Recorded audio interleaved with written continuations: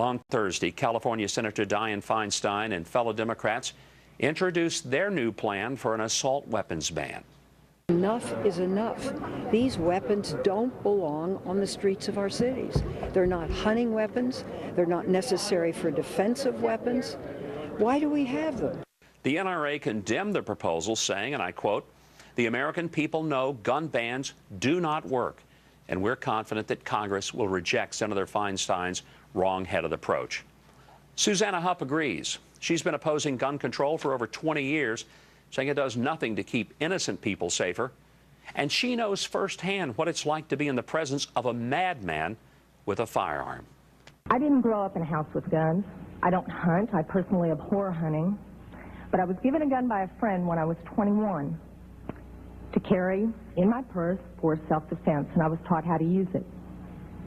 A couple of years ago, my parents and I went to a cafeteria in Texas on a bright sunny day. We weren't in a dark alley where we weren't supposed to be. That was Susanna Hupp testifying at a U.S. congressional hearing almost 2 decades ago.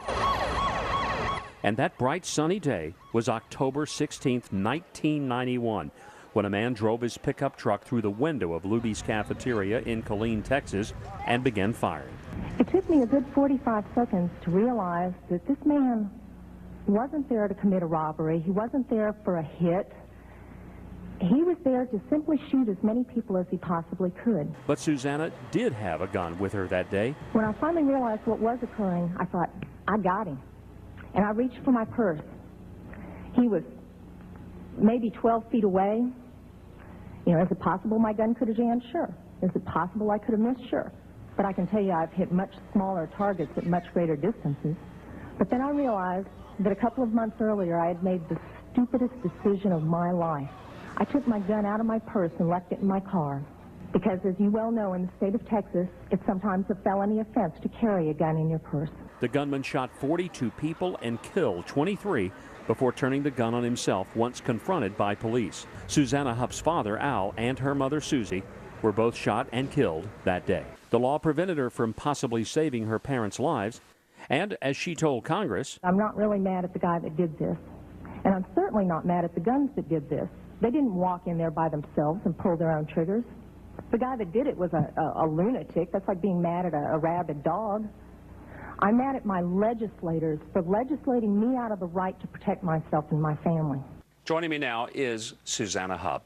Susanna's book is called From Lubies to the Legislature, One Woman's Fight Against Gun Control. Susanna, thank you for joining me today. And I want to ask you about the situation that day at Luby's. Next door, there were a number of police officers attending a conference.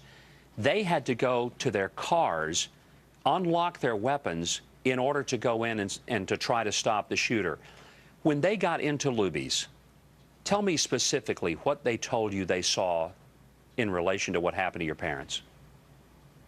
Well, actually, a number of the officers were patients of mine, and they took me and part of my family to lunch about a week later and told me that when they actually entered the building, they didn't know who the shooter was, but they did see a woman out in the aisle cradling what appeared to be a mortally wounded man. And they saw a 30-something-year-old man walk up to her, put a gun to her head. They said she looked up at him, put her head down, and he pulled the trigger. My parents had just had their 47th wedding anniversary, and as I was running, it didn't occur to me that my mom wasn't going anywhere without my dad. You know, Susanna, when I think about your own feelings as you testified before Congress, you had a gun in the car. You didn't take it in with you because at that time, Texas did not allow you to. It essentially was a gun-free zone. Tell me what you think about gun-free zones.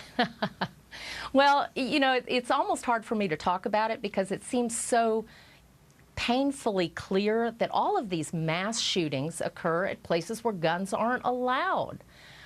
These lunatics want to rack up high body bag counts, so they don't go to gun shows, they don't go to NRA conventions or places where hunters are gathering. They go where the government has said you can't protect yourself. And it frustrates me because I have children in school. I work sometimes at places where guns aren't allowed, and it puts me in the position of either flagrantly ignoring the law or obeying the law and putting myself at risk. Right now, the president, the vice president, Senator Feinstein, and others are proposing that we really crack down on people who own guns and the capacity of magazines. I mean, you face this firsthand with your own family.